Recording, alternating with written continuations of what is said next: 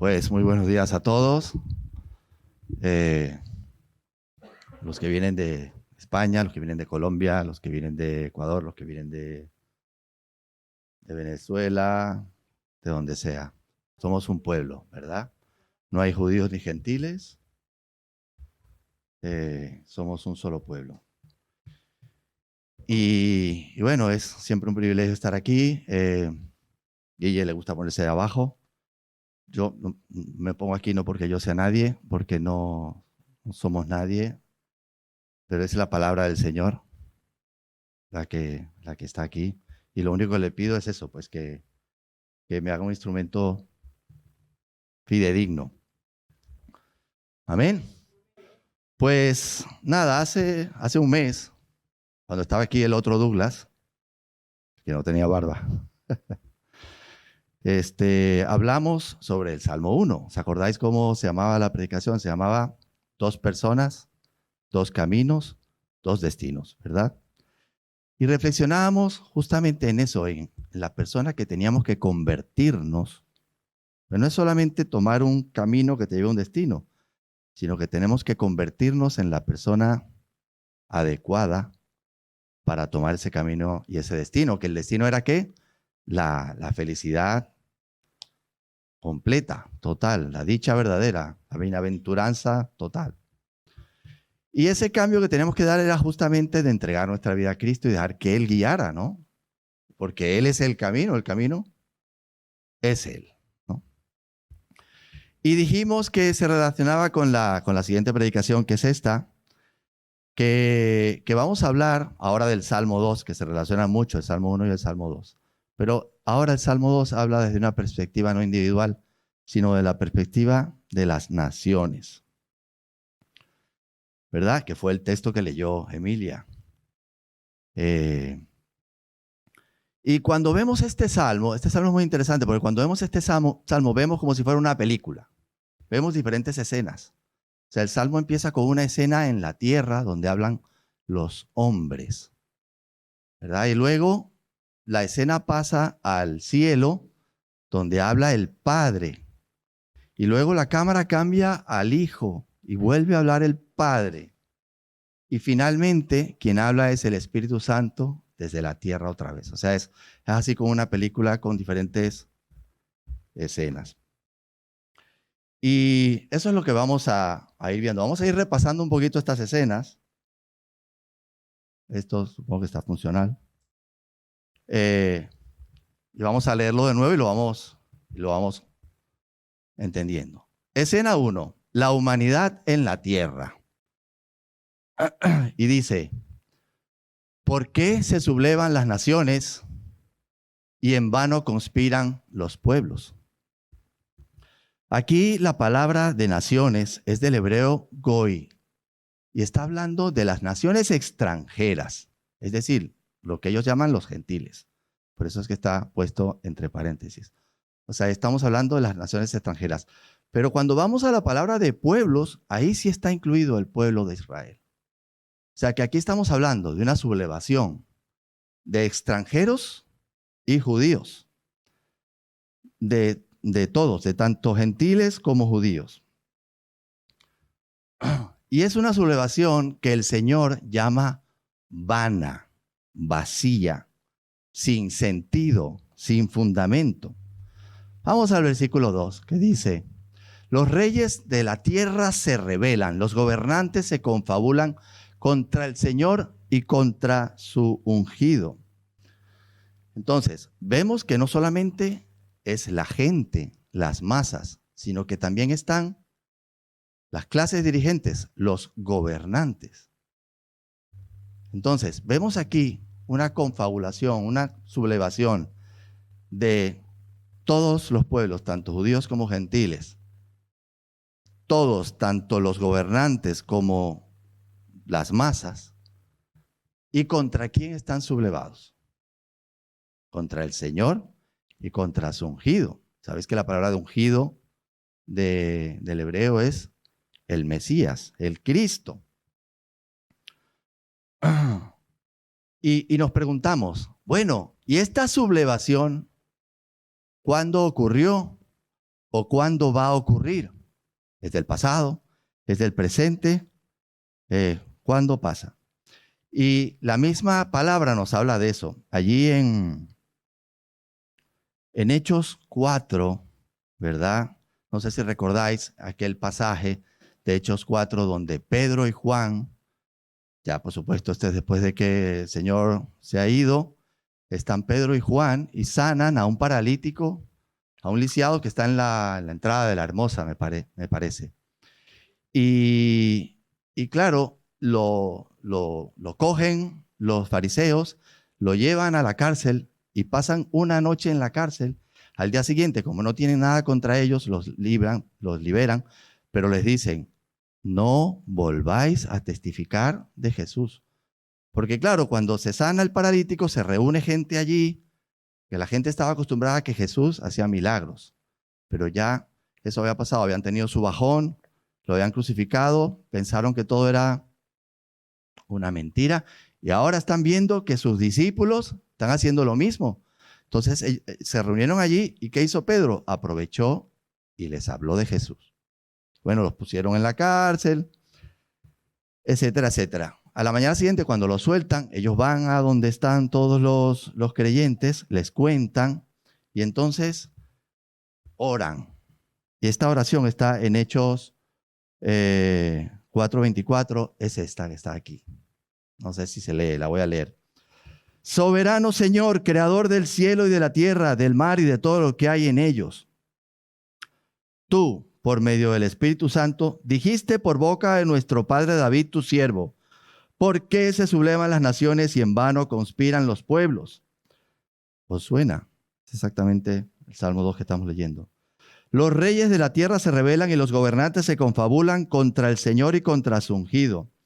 En efecto, en esta ciudad se reunieron Herodes y Poncio Pilato con los gentiles y con el pueblo de Israel contra tu santo siervo Jesús, a quien ungiste.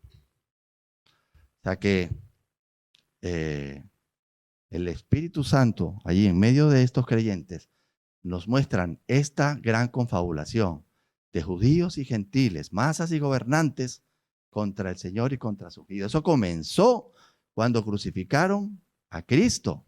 Una confabulación de todos, el enemigo que por supuesto que el Señor tenía todo bajo control porque era parte del plan. Y citan el Salmo 2. O sea que esa confabulación empezó allí y sigue al día de hoy. Sigue al día de hoy. Y ustedes me van a decir, bueno, por eso pasó hace 2000 años. Eso yo no veo que haya ninguna confabulación, ninguna sublevación ahora mismo. Y yo no creo que eso esté pasando ahora. Y yo creo que sí. Yo creo que sí. Hay mucha persecución contra el Señor y contra los creyentes. Y en los países en los que no hay una persecución abierta, como aquí, por ejemplo, aquí no se nos persigue por lo que creamos. Pero sí se nos persigue, de alguna manera la cultura nos rechaza y la cultura nos persigue. Y aunque tú puedas decir lo que quieras, pues eres rechazado. Y hay personas que creen que la humanidad va mejorando y va... ¿Por qué? Porque ahora tenemos sistemas democráticos, ahora no somos unos bárbaros que estamos supeditados a lo que diga un rey, le caemos, no le caemos bien a un rey, no tenemos su favor y nos manda a cortar la cabeza. Sí, es verdad, ya no somos tan bárbaros. Ya no somos tan bárbaros. Ahora mandamos drones directos a matar a la gente. ¿Qué os parece? No somos ya tan bárbaros. ¿Hemos mejorado? Yo creo que no. Yo creo que en este mundo, pues, sigue habiendo trigo y sigue habiendo cizaña. Y tanto el trigo como la cizaña están allí y van creciendo. Crece los seguidores de Jesús, pero también crece las personas que están en esta confabulación contra Jesús. Y lo vemos todo el tiempo. Hoy en día, por ejemplo, nuestros líderes parlamentarios, da vergüenza ver cómo se insultan. Eso parece una discusión de bar, de una plaza de pueblo. Se dicen hasta las peores cosas y son nuestros representantes de gobierno. De verdad que es increíble. En el pasado, los líderes políticos se distinguían por sus ideas. No había los medios que hay ahora y la gente no los conocía tanto de cara, ¿verdad? Pero sí conocían sus ideas. Hay muchos pensamientos que tú ves de líderes del pasado, de Lincoln, de muchas personas. Pero hoy no. Yo estaba el otro día viendo un programa en Dynamis, por la radio de Dynamis, y había una persona justamente hablando de eso. Decía, se preguntaban unos a otros, ¿qué pensamiento puedes tú rescatar de José María Aznar? O de Felipe González, o de Zapatero. ¿Te quedas con algo, con alguna frase que él haya dicho? Yo pensaba y decía, no, la verdad es que no. Lo único que yo me pude recordar fue de la historia más reciente, Rajoy, que decía, somos muchos españoles, muy españoles, ¿verdad? Vaya frase, que tampoco es un gran pensamiento. Entonces, yo creo que esa confabulación, para retomar el hilo de lo que estábamos hablando, sigue hoy. Y no tenemos que irnos muy lejos, solo tenemos que ver lo que está pasando en Ucrania. Solo tenemos que ver lo que está pasando en Siria, solo tenemos que ver lo que está pasando en Venezuela, lo que está pasando en Irán con las mujeres, lo que está pasando en tantos sitios. Hay una conspiración muy, pero muy vigente contra el Señor. Y finalmente estallará una gran revolución mundial contra Dios y contra Cristo. Y siempre ha estado en el pasado, los pueblos eran idólatras porque creían en muchos dioses. Y de hecho, los mandamientos que el Señor puso hablaban de esto. Pero no había agnósticos, no había ateos en el mundo. Todos creían en algo, aunque eran otros dioses falsos, creían en algo. Pero más adelante ya empezaron a aparecer los ateos. Y los ateos, yo creo que es hasta peor, porque ¿cuál es el ídolo del ateo? Exacto. Somos nosotros mismos. Y yo fui uno de ellos. Y ya en tiempos de David, 600 años después, ya David habla de los ateos. Dice el necio en su corazón, no hay Dios. Esto está en el Salmo 14:1. Y ¿sabéis que la palabra necio en el hebreo lo que significa es loco, demente, insensato, chiflado, podríamos decir? Entonces, esos son los tiempos que tenemos. Hay mucha gente que cree en Jesús, pero que no creen en Jesús, como creo yo, como creéis vosotros probablemente, ¿verdad? Los musulmanes creen en Jesús, los testigos de Jehová creen en Jesús, los mormones creen en Jesús, pero no es el Jesús nacido de una virgen, encarnado milagrosamente por el Espíritu. No es el Jesús que murió y resucitó por nosotros, que ha pagado el precio de nuestra salvación. Es otro Jesús.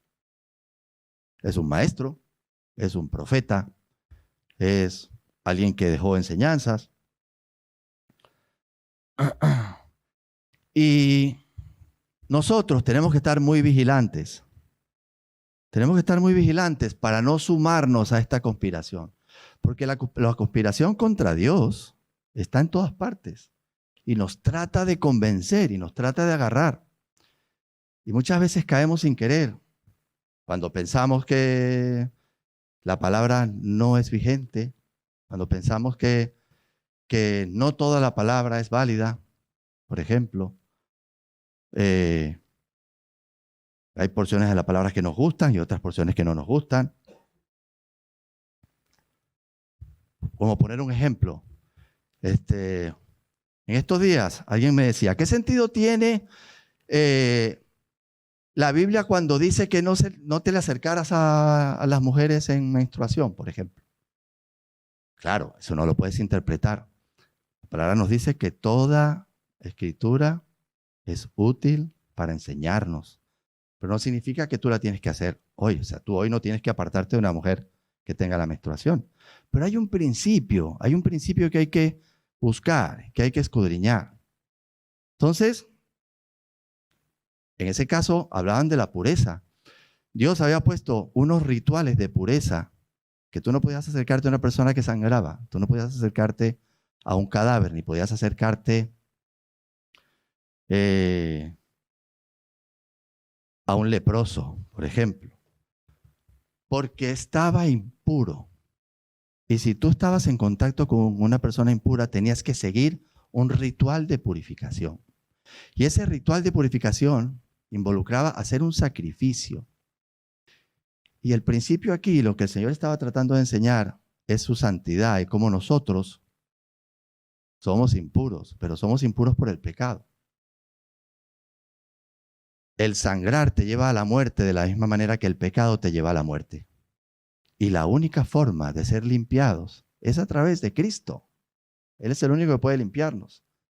Entonces, hay una enseñanza ahí que debemos resguardar. Y tenemos que tener cuidado porque hay muchas voces que nos pueden decir que no, que eso no vale, que eso no tiene sentido. Pero hay que ponerlo, hay que saberlo interpretar. Y todos lo podemos hacer. No es un privilegio de unos, sí, y de otros no. Pero no tenemos que rendirnos, no tenemos que tirar la toalla con el primer pensamiento que podamos tener. Y eso, por poner un ejemplo cualquiera, nos pasa a todos y nos pasa muchas veces.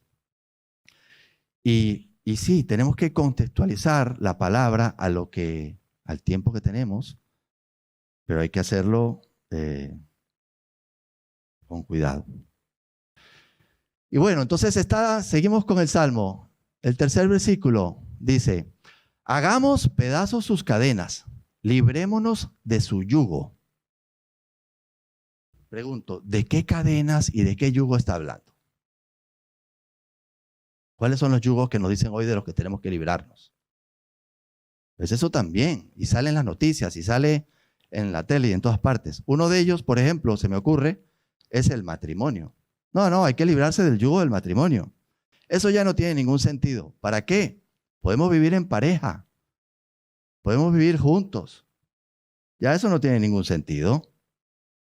Lo vemos en las leyes. Dios puso los mandamientos para proteger a su pueblo. Pero nosotros hoy creemos que lo podemos hacer mejor. Y las leyes, supuestamente mejores, no lo son. Por ejemplo, el caso de los ocupas. Los ocupas hacen lo que les da la gana. Se meten donde quieren. ¿Quién los saca? La ley los protege. Los ladrones. Cualquiera roba algo y no es procesado. Entran y salen. Si no roba más de 400 euros, ni siquiera queda una nota registrada. Entonces, tenemos que tener presente que no todo está de acuerdo con el Señor. Y tenemos que tener cuidado. La sociedad actual quiere liberarse de todas las restricciones. Cualquiera puede decidir qué sexo tiene, cualquiera puede decidir qué género tiene. No hay restricciones, pero las restricciones están puestas allí para nosotros. Tenemos que hacer caso a las cosas que Dios nos dice para que efectivamente podamos ser libres del pecado y de nuestra vida centrada en nosotros mismos y en nuestra naturaleza. Entonces, de eso es de lo que se trata. Hoy en día hay corrupción. En el ámbito moral hay corrupción. En la esfera espiritual hay falta de compromiso. Lo vemos aquí mismo, nuestra iglesia, en todas las iglesias. ¿Quiénes son los que dan un paso al frente? Hay indiferencia. En el ámbito social hay comodidad. Vivimos en la mejor época de comodidad de todos los tiempos. La gente sencillamente ve a las personas en necesidad y les da igual.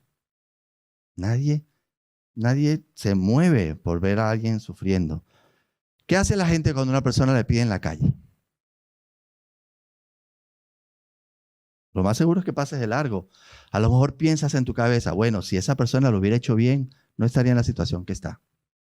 Y ya, con eso te conformas y sigues. O a lo mejor piensas, no, este me va a querer timar. Este me va a timar, así que yo voy a seguir de largo. O a lo mejor piensas, lo que le dé, se lo va a comprar en drogas. Entonces no le voy a dar porque va a comprar drogas. Y ya está. Y con eso nos quedamos tan tranquilos. Y pregunto, ¿cómo creéis que se siente Dios de ver esto, de ver este mundo como está? ¿Cómo creéis que se siente? ¿Creéis que Él mira abajo, se asoma y dice, hoy vaya, están todos perdidos, se han apartado de mis caminos? Se muerde las uñas y dice, ¿qué voy a hacer? ¡Wow! ¡Qué problema! ¿Y le sale una úlcera? ¿Por eso? ¿Creéis que Dios está así? No, Dios no está así. Delante del trono de Dios hay total calma y total paz. Él no está preocupado por todo lo que está pasando aquí. Él lo tiene todo controlado. Y ahí es donde entra la escena del cielo. Vamos a la escena del cielo. Escena 2, el Padre y el Hijo. Y entonces viene el siguiente texto y dice, el Rey de los cielos se ríe, el Señor se burla de ellos. Y yo me pregunto, ¿de qué se ríe el Señor? ¿Cómo interpretamos esa risa del Señor? ¿Creéis que el Señor se ríe? Sí, yo creo que sí, el Señor tiene sentido del humor. La verdad es que hay muchas partes en la palabra donde uno ve sentido del humor en el Señor. Y os voy a contar una. No sé si os acordáis de ese pasaje en Primera de Samuel, donde los israelitas cogían el arca del Señor y la llevaban a las batallas como un amuleto. Lo llevaban como un amuleto porque el arca los iba a proteger contra sus enemigos. Se iban a pelear contra los filisteos y se llevaban el arca, porque el arca nos va a proteger. Y llegaron los filisteos y se apoderaron del arca. Se la llevaron a su ciudad. Y pusieron el arca en el templo donde los filisteos tenían a su rey, a su dios, que se llamaba Dagón. Y pusieron el arca del Señor ahí donde estaba Dagón. Y al día siguiente, cuando volvieron, vieron que la estatua de Dagón estaba enterrada boca abajo. Dijeron, bueno, se habrá caído. Y la volvieron a poner en su sitio. Y al día siguiente la volvieron a conseguir otra vez boca abajo, pero sin la cabeza y sin los brazos. ¿No creéis que el Señor tiene sentido del humor? Se burla de sus enemigos, se ríe y se burla de sus enemigos. Y si nosotros tenemos sentido del humor es porque fuimos hechos a su imagen y semejanza. Nosotros nos podemos echar unas risas también. Y estoy seguro que cuando estemos en la presencia del Señor nos vamos a echar unas buenas risas con el Señor. Yo creo que el enemigo se ha apuntado un tanto cuando le ha hecho creer a la gente que venir a la iglesia es aburrido y un tostón. Solo teníais que vernos a nosotros jugando a los gestos en el campamento. Ahí sí que nos echamos unas risas. Pero bueno, esa risa del Señor no es de humor. Es una risa de lo absurdo que es. Es una risa de ridiculez. Es ridículo que un hombrecito aquí abajo en la tierra agite los brazos y diga, yo no creo en ti. Tú no existes. Señor se ríe de eso. Por lo absurdo y lo ridículo que es. Porque si lo pensamos bien, es una locura oponerse al Dios vivo. Amén. Es una locura oponerse al Dios vivo y decir, yo te reto. Hay muchos que lo hacen. Y nosotros a veces lo podemos hacer también con nuestra conducta, nuestra actitud. Y entonces él se ríe y dice después, en su enojo los reprende, en su furor los intimida y dice, he establecido a mi rey sobre Sión, mi santo monte. Y esto, su furor los intimida. Esto es el juicio. Este es el juicio que viene sobre la tierra. Y Dios avanza claramente a sus propósitos. Y uno de sus propósitos es venir a juzgar. Y Él vendrá y juzgará. Y a lo mejor no nos gusta. Pero eso es lo que va a pasar. Él no me ha dicho que pida disculpas por eso, así que no voy a pedir disculpas por eso. Eso es lo que Él ha dicho que va a hacer. No lo has dicho tú, no lo he dicho yo. Eso lo ha dicho Él. Es uno de sus propósitos y lo va a cumplir. Aunque haya 1000 hombrecitos agitando los brazos diciendo que no creen en Él. O 1000 millones. Dios avanza hacia el cumplimiento de sus propósitos. ¿Y cuáles son los propósitos del Señor? Pues en Hebreos 2 tenemos uno que dice, a fin de llevar a muchos hijos a la gloria. Y aquí se nos menciona otro, se nos dice, he establecido mi rey sobre Sión, mi santo monte. Uno de los propósitos de Dios es establecer a Jesús para que reine aquí en esta tierra. Y así lo hará.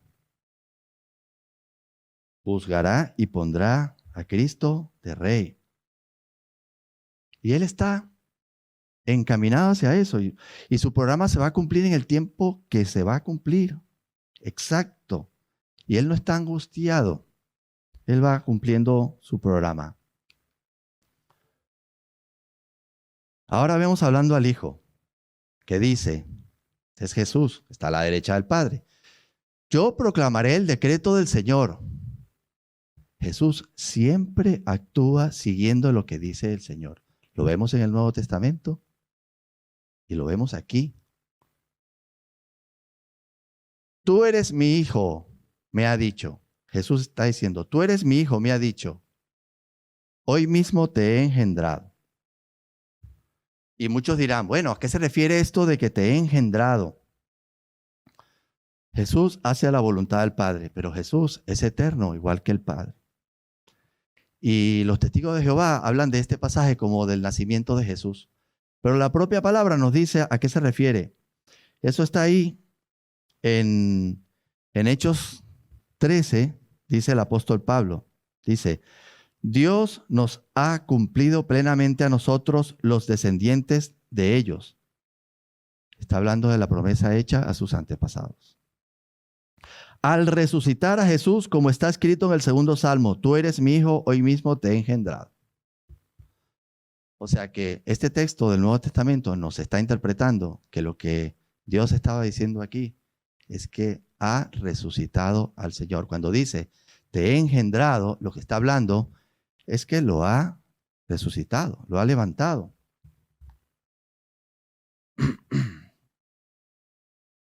Y le dice, pídeme y como herencia te entregaré las naciones, tuyos serán los confines de la tierra. Este es el decreto. Jesús le dice, yo cumpliré tus decretos. Y Dios le dice, te entregaré las naciones de la tierra. Tú serás mi rey, que reinarás en Sión, mi santo monte. Pero pídemelo. Me lo tienes que pedir. Y esto es un ejemplo, porque a nosotros nos dice lo mismo. Nos dice, pídeme, pídeme. Jesús se lo pidió. Aquí no vemos que se lo haya pedido, pero sí lo vemos en su oración, en Juan 17. Jesús hace justamente eso. Jesús le pide las naciones y los pueblos al Padre. Pero no solamente se los pide, pone una condición. Y dice, en Juan 17:3 dice, y esta es la vida eterna, que te conozcan a ti, al único Dios verdadero, y a Jesucristo a quien tú has enviado. O sea, sí, las naciones van a ser tuyas, pero tienen que creer en Dios y en Cristo a quien tú has enviado. Esa es la condición. Y si no cumples esa condición, te quedas fuera.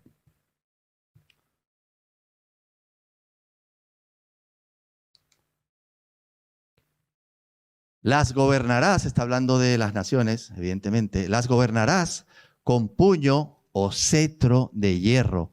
Las harás pedazos como a vasijas de barro.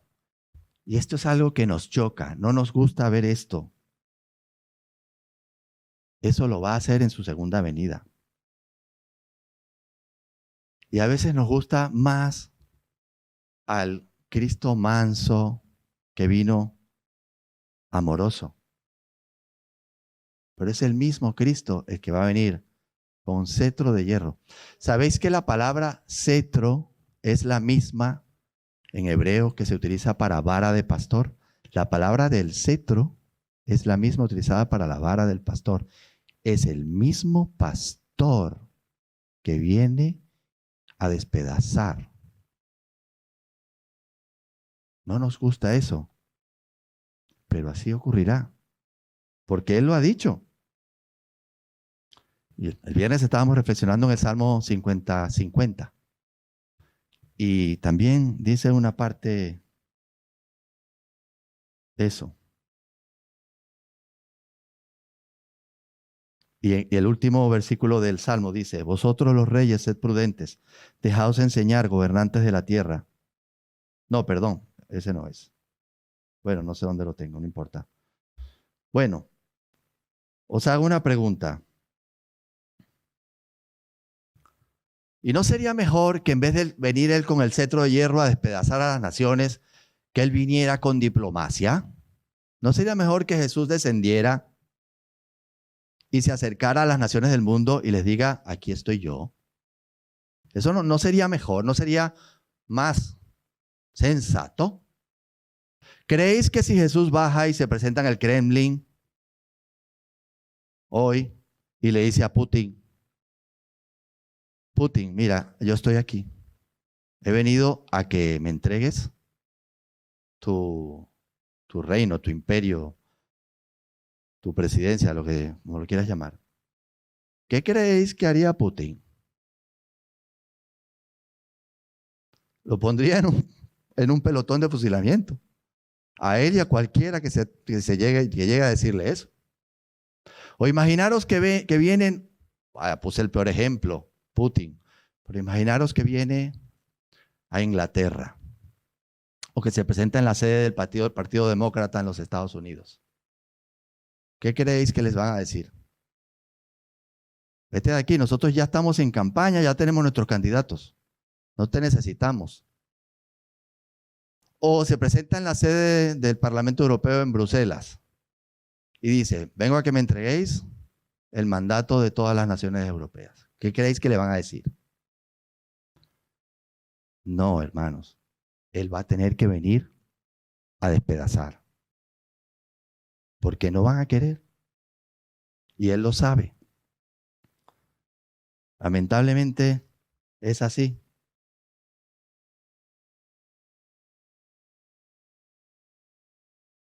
Y entonces cambia la última escena, la escena del Espíritu Santo. Pero antes de que vayamos a la escena del Espíritu Santo, la pregunta que hace el título de la predicación, el título es, ¿a dónde va este mundo? ¿A dónde va este mundo?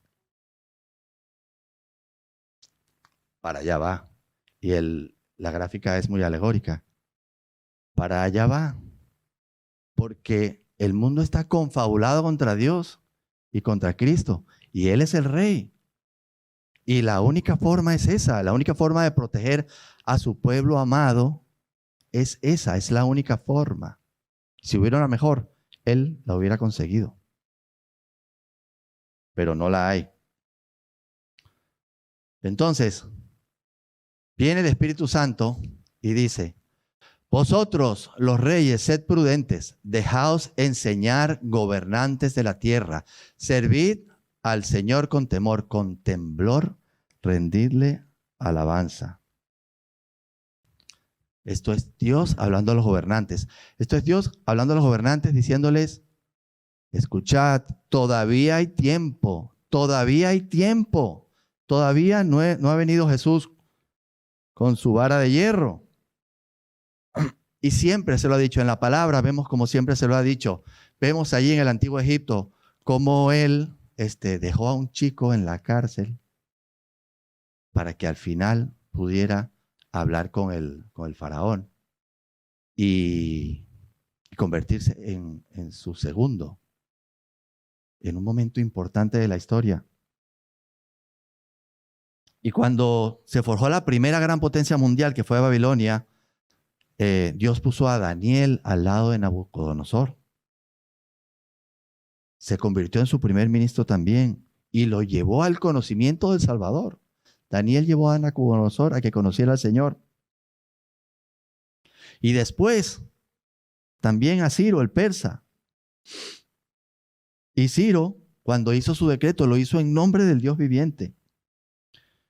Y así muchos. Sabemos de historias, como por ejemplo Napoleón dijo que había sido levantado por Dios. Hay presidentes que, por ejemplo, Billy Graham ha asesorado a muchos presidentes.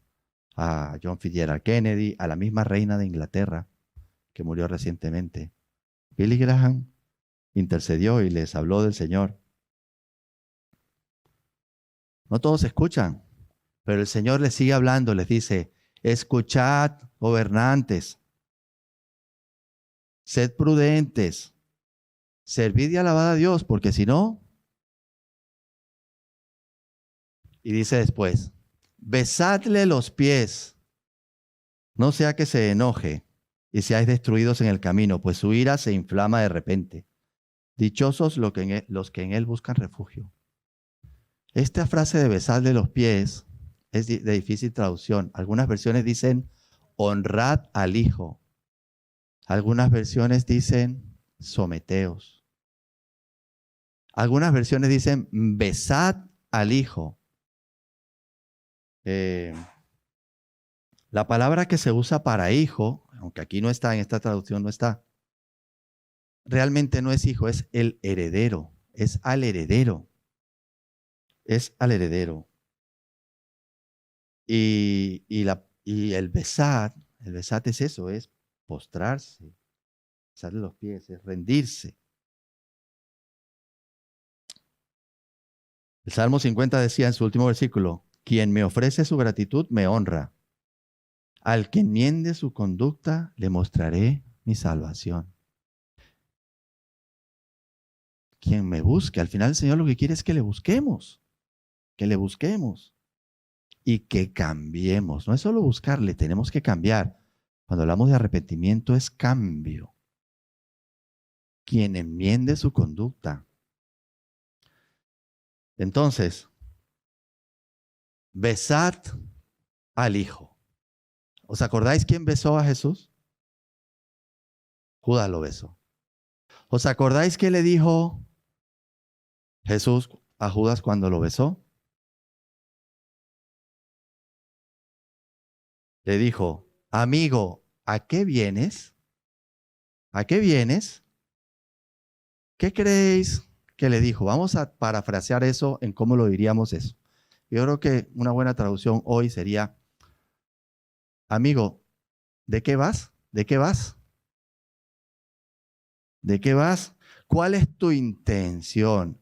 Este beso que me estás dando, ¿qué intención tiene? ¿Creéis que Jesús no sabía que era un beso de traición? Sí, Jesús sabía que era un beso de traición, pero le estaba dando la oportunidad, le estaba diciendo, Judas, yo sé que tu beso es de traición, pero tú puedes decidir que sea un beso de entrega. ¿De qué vas? Piénsatelo. ¿En serio? ¿Todavía tienes oportunidad? ¿Todavía ahora que me estás besando tienes oportunidad? No es demasiado tarde. Entonces, Él vendrá algún día y reinará. Y va a sofocar esta rebelión mundial. Y va a traer paz y armonía a esta tierra. Esta tierra no está en paz y armonía. Ya lo sabemos. Entonces, Para acabar, ¿cuál es la aplicación? La aplicación es justamente esa. Hay tiempo de buscar al Señor. A lo mejor tú no eres el gobernante de una nación, pero eres el gobernante de tu casa, o de la iglesia, o de un ministerio, o de nada, o de tu vida. Exacto. Entonces, las decisiones del pasado te han traído a donde estás. A lo mejor tú has seguido tu propia rebelión contra el Señor. No lo sé. A lo mejor tú has medio caminado con Él y medio caminado en rebelión. Pero hoy puedes decidir a Jesús, puedes seguir a Jesús. Hoy puedes besarle los pies, hoy puedes honrarlo, hoy puedes hacerlo el Señor de tu vida. Y tú me vas a decir, pero ya eso yo lo hice hace 20 años. Eso será para alguien nuevo que está llegando hoy aquí. No, es para ti también.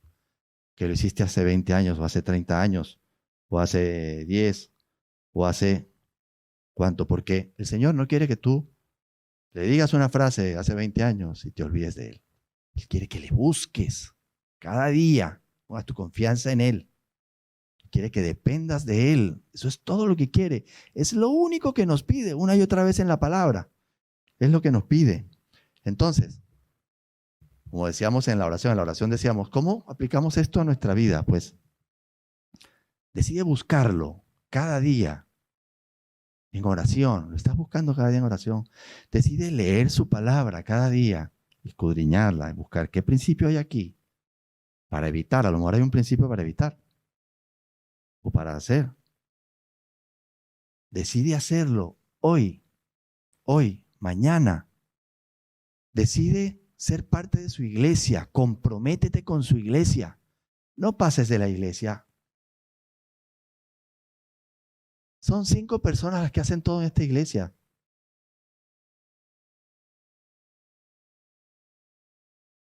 Decide mostrar tu amor al hermano de formas prácticas y al que está afuera también. Con una cajita para un niño o de cualquier otra manera. Hay muchas oportunidades. Pidámosle que nos dé oportunidades de amar y de mostrar amor. Decide hacer tu testimonio y testificarle a alguien a quien Dios te ponga la oportunidad. Decide ceder el control y rendirte ante Él. Y convertirte en la persona que va a transitar por ese camino que decíamos, que llega al destino de la felicidad completa. Decide escuchar al Espíritu y no saltar tú en tu decisión. Decide preguntarle al Espíritu, ¿qué debo hacer? Tengo esta situación, tengo este problema. ¿Qué debo hacer? ¿Qué camino debo tomar? Háblame. Decide escuchar. Decide obedecer su palabra, que para eso la estás leyendo. Estoy seguro que a vosotros se os van a ocurrir otras cosas. Esas son solo algunas. Pero ahí es que decimos, lo honramos y le besamos los pies y lo seguimos y nos decimos verdaderos seguidores, cristianos y creyentes. Os dejo con, decide hoy seguir a Jesús, honrarlo, besarle los pies. Y os quiero dejar con una frase que es esta, que es, el mundo va al juicio, pero nosotros, los que hagamos decisión por Él, vamos a Él. Nosotros vamos a Él. Y los que no, van a juicio. Entonces, renueva tu decisión por Él. Amén. Oremos. Amado Dios, gracias por tu palabra, tu hermosa palabra que nos habla, nos confronta, nos regaña. Sí, Señor. Gracias porque tú nos amas. Y porque tú nos amas, Señor, es que tú vas a venir con juicio. Porque tú quieres instaurar un reino verdadero de amor. Y para eso tienes que sofocar la rebelión, Señor. La rebelión del enemigo, que sabe que tiene los días contados, pero que busca dañar todo lo que pueda hasta ese día. Señor, ayúdanos a no ser parte de esta rebelión. En pensamiento, en acción, en omisión. Ayúdanos a ser parte de tu iglesia activa, a la que tú le has dado la misión de amar, la misión de testificar, la misión de ser ejemplo, de ser luz. Ayúdanos, Señor, porque a veces nos enredamos como, como niños jugando a la casita y a la muñeca en la iglesia. Tratamos a tu iglesia como la casita de las muñecas y no tenemos verdadero compromiso y no tenemos verdadero sentido de obedecerte y de seguirte, Señor. Ayúdanos, Señor, ayúdanos, porque te necesitamos para eso. Te lo pedimos con todo el corazón en el nombre de Jesús. Amén.